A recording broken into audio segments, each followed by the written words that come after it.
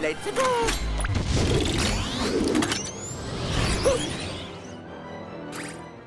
The Mario plus Rabbids crossover was a pretty big surprise when it was announced. Back in 2017, the game was met with glowing praise and, like myself, became a favorite for many Switch owners. It gave a wonderful tactical experience akin to XCOM, but with the color and charm of both Mario and the mischievous Rabbids. Now, I was able to go hands-on with Mario plus Rabbids Sparks of Hope and learn more about how the game has evolved for this new entry.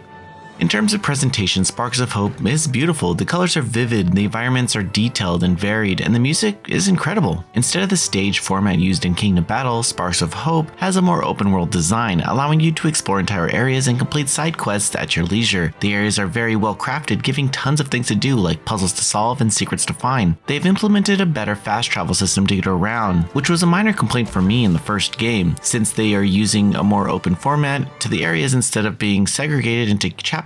They also added enemy battle encounters into the field areas. These are smaller encounters with a variety of enemies. While entirely unnecessary for progression through the main story, they are sometimes involved in side quests and give some money and experience. This brings up a new addition. Instead of being entirely gear-based, character progression is now based on levels. Completing battles gives you experience, increasing your major stats and providing you with skill points to spend on each character's skill tree. If you've played Kingdom Battle, the abilities are pretty similar to how they were before, with the apparent additions and changes to facilitate the changes to the battle system, which I'll cover in a moment. Mario still has Stomp and Hero Sight. Rabbid Peach and Peach still can heal and grant shields. Luigi is still a sniper, etc. But each character has been enhanced with new buffs, weapons, and skills. Mario has a new jump shot, letting him fire his dual pistols from the air. Rabbid Peach has a triple rocket launcher that goes over cover. Peach still has a shotgun because of course she does, and Rabbid Luigi's shot can bounce between enemies and group damage. Every character has a role in fulfilling and none play the same. Since even Mario can be switched out of the party now, anyone can play the way they want. During the preview, I played as two new characters, Edge and Rabbid Rosalina, with very distinctive playstyles and attacks.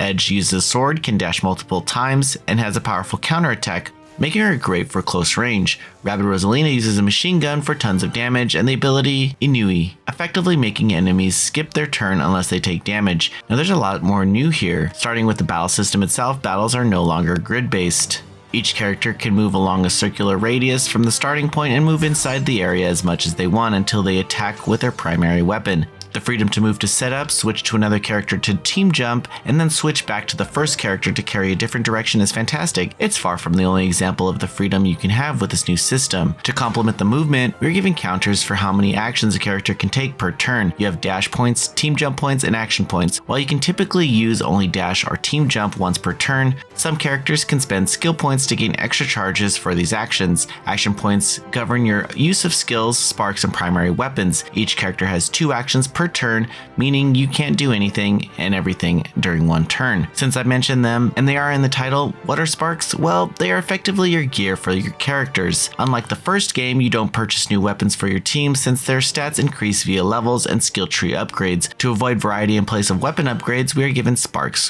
which are Luma and Rabbid combo. These bunny-eared stars have various combat and passive effects, like increasing attack, adding elements to your dashes or weapons, immunity to status effects, and more. We can gain more sparks via story and side quests. At first, you can only equip 1 per character, but gain more slots later on, meaning your team can take advantage of various builds based entirely on what you want for any given battle situation. You can also upgrade each spark to increase their effective stats, star bits, which you gain from clearing battles and completing side quests. If a spark has an elemental attack, it offers defense from not only the same element, but also immunity from the status effect caused by the element, like fire sparks being immune to burning.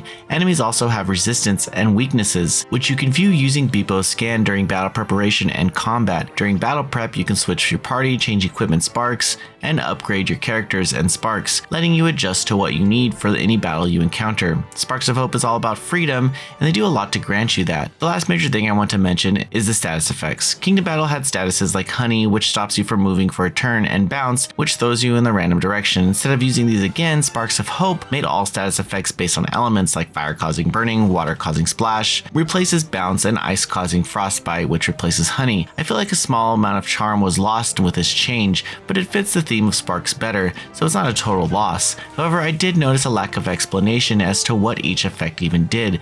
When I mentioned this to the developer at the preview, they did confirm they intended to add more detail in the final build to help players understand the effects due to the new abundance of products and enemies also using them more frequently. I'm glad they intend to explain these better. My last comment about the changes will be the jarring addition of the Rabids speaking and voice lines of their characters. I say jarring because, as odd as it was to see Rabbid Luigi and others talking and having fully voiced lines during combat, it was also very well done, so I can say that it wasn't terrible. Just a strange thing that I needed to adjust to, but I enjoyed my time with the preview all the same. Mario plus Rabbids Sparks of Hope is coming to Nintendo Switch on October 20th, 2022.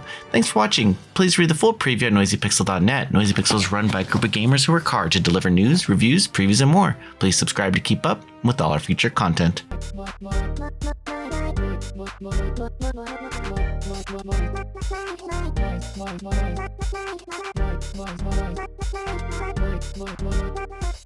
Noisy Pixel.